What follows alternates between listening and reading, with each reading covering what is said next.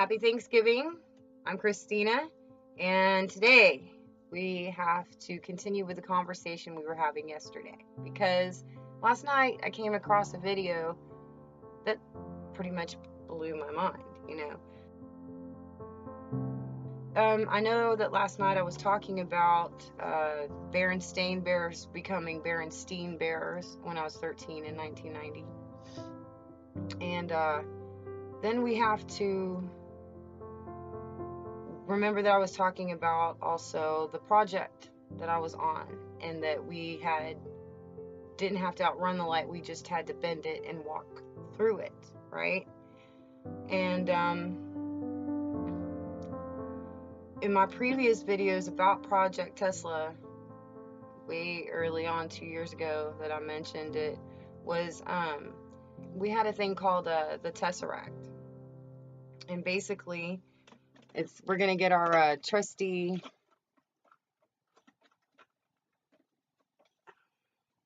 chalkboard, okay? And the way that my dad explained it to me is that a tesseract is what they use to talk about seeing in different dimensions, right? And it is basically a cube, is how they first describe it to me, right? Is a cube, like this. A cube, just a cube, all right? And the thing with the dimensions is that they're there. It's just that the eyes that we have aren't built to see these dimensions, right? Okay, so we can go like, the piece of paper dimension where it's just like flat, that's two-dimensional. And then you've got the three-dimensional where you can see the cube. And there is a level when you can see the contents. The fourth dimension eyes is when you can see through the box. And then there's the fifth dimension eyes when you can see the light in the box. The light that my daddy said was in all things, like a soul, okay? Now,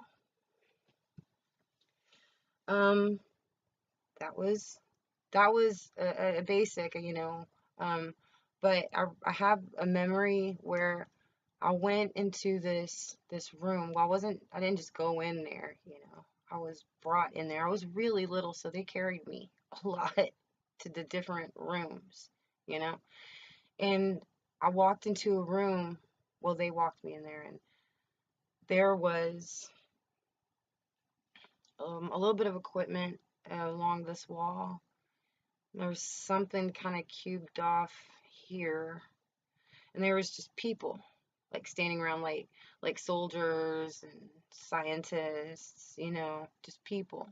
And my dad was there that day, and I remember I saw this because I would remember it looking up because I was in somebody's arms, and what I saw was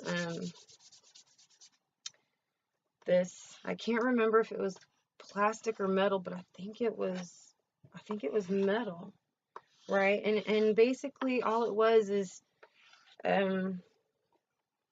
bars, kind of fielding off this section, right? It was just like metal piping, I guess, and that's all it seemed to be. And then like the computers against this wall here, and then whatever this section was that was kind of curtained off here.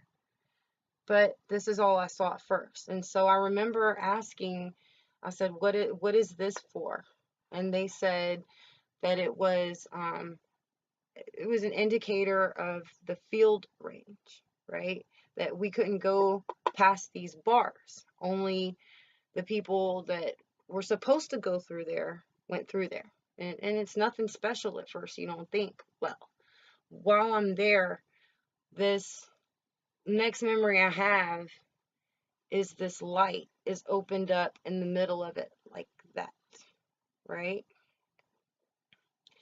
And then it eventually became a circle, just like the Tesseract, but it was like life size, human size, right?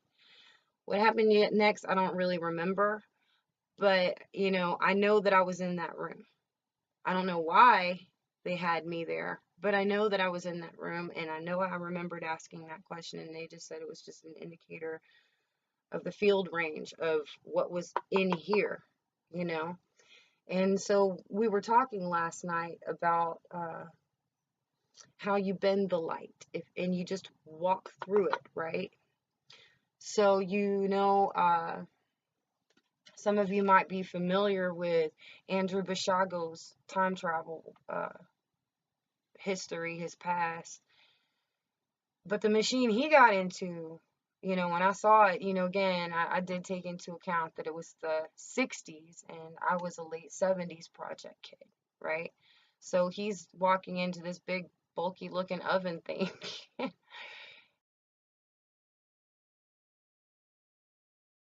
I'm like, that wasn't, mm-mm. See, by the time my project began, this is what we had, okay? And my father was helping them to stabilize this field. Like, I don't know how, but there was some kind of engineering that they needed, you know, to stabilize this field, and that electromagnetics and frequency and radio waves were involved in this. And that's just period final. This is what we were doing on Project Tesla. Our technology was way beyond Andrew Basiago's. And I know who the man was that walked in that day that asked me that, when they were asking me that last question, when they were looking for a woman in the future, and it turned out to be me. The man that was there that day that wasn't normally there that day, that was checking on the project, that was Major Ed Dames. And I couldn't believe it when I first saw his face. I just couldn't believe when I saw his face. And then when I checked in, I was like, oh my God, it said right there, he worked with the military on time travel and remote viewing, and that's what I was, a remote viewer, a child remote viewer.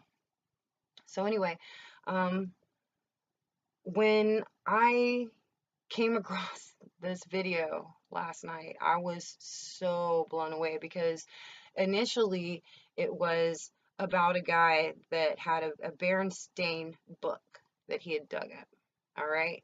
Now, what he had done, and this is just really weird, he had hung an old tapestry in front of on this wall in front of his room. And he put this picture over here. I mean, but my attention was more drawn to that tapestry. He said that until 2 days beforehand, that none of this was happening. But when he put up that tapestry, all of a sudden, when he took that Berenstain book and he walked through the door, you see the letter change to Berenstain right in front of your eyes. Uh-huh. Yeah. And then normal. I don't. This creeps me out, man. I don't even like to be like sleeping here. Look at that. That shit is changing. Right there. Okay? That blew my mind. And if that wasn't enough, then he has this experiment with frequency in that same room, where that light that I saw on Project Tesla was in his room. It was smaller. The one I saw was human, like height-wise, a 6'5" person could easily walk through it. He had a smaller version of it, but that is exactly what I saw. And already you can see a much more stable fracture. Okay. I have to do this quick because this stuff does not last.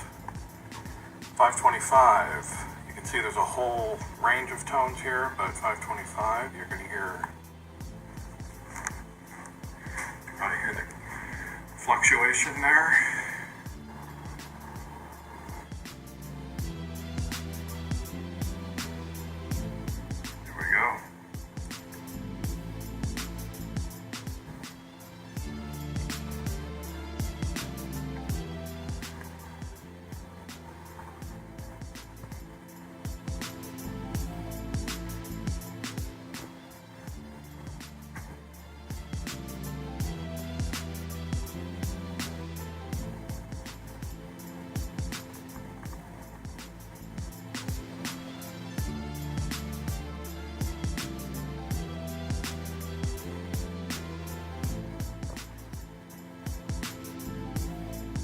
and to be,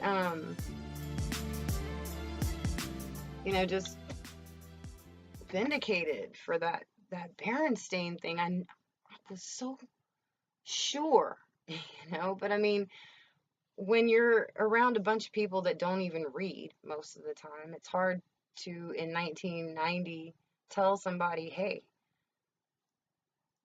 this changed, you know, and then somebody later on down the road tried to say, oh no, they just realized it was a mistake.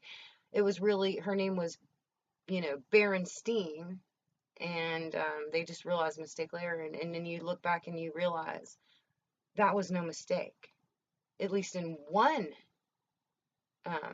scenario. It's not a mistake at all. So it was just really nice to see